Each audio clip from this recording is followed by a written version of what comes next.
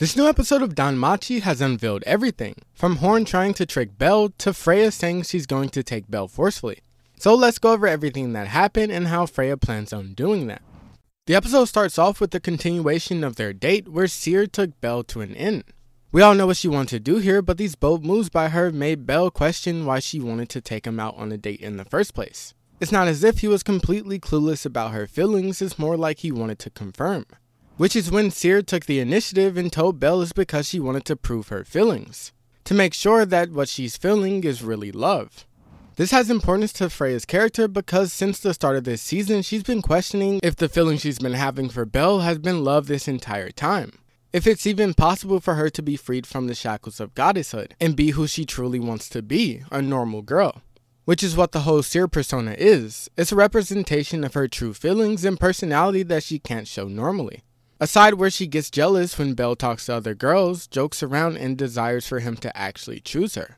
A desire she's had since she first laid eyes on him, which is why she tried to get closer to him as Cyr and sent stuff after him to get him stronger, so he could be the hero she talked about on the bridge that would help her with anything and save her from everything. A hero all to herself that would make her dreams come true.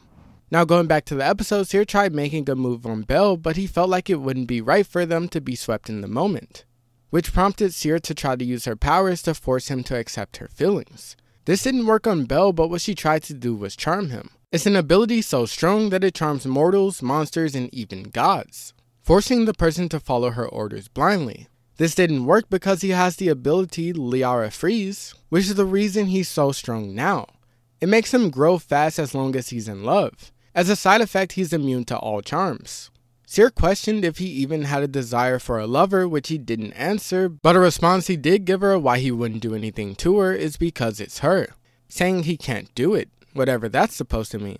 But she later questions where all her desperation comes from, noting that it's the reason she fell for him. Basically, he's one of the only people she couldn't get her hands on easily. The night ends up passing, and when Belle wakes up, he sees that Cyr is gone. We then get a nice conversation between him and Welt.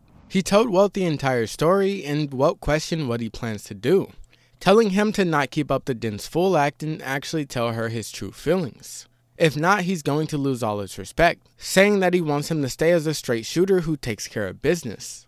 To which Belle agreed to and decided to find Cyr. Before finding her, he ran into Hogni. The only important information throughout this conversation was that the Freya Familia didn't know where Cyr was, and he said that it was the girl, not the goddess, who courted him. This not only left Belle confused and questioning what's so special about Cyr, but also links back to her trying to be a normal girl rather than a goddess. This is important later, but with the help of Ottar, he ends up finding her, though this wasn't the real Cyr. Belle probably knew this based on how she was acting and the fact that she accepted his half of the medallion they bought. He exposes her later for not being the real Cyr, but despite knowing this, he protected her. We were given a few hints that it wasn't Cyr by the Freya Familia other than them attacking her, like them saying that the white rabbit belongs to the goddess, and Hogni calling her that woman instead of their goddess of fertility like before. Now, the person who was impersonating Cyr is Horn.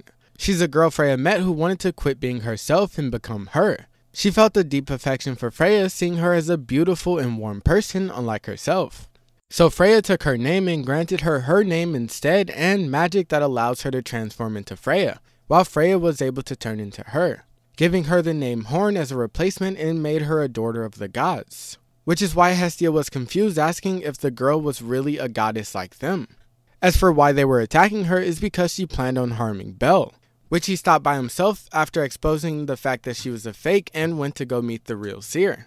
Cyr ended up laying all her feelings on the table, but he ended up rejecting her, prompting her to say Cyr is dead and she's taking him for herself, telling Ottar to make preparations, saying she should have done it this way from the start.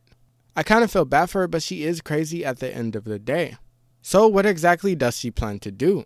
Based on the image for this season, it seems like she plans on hypnotizing or charming him, though I figured that can't be it because we saw that charms have no effect on him. So from looking a bit ahead, it seems that she plans to do something extremely crazy with her charm to everyone in Aurario. That might make this season of DanMachi one of the most insane seasons, so if you enjoyed, consider watching another, like and subscribe.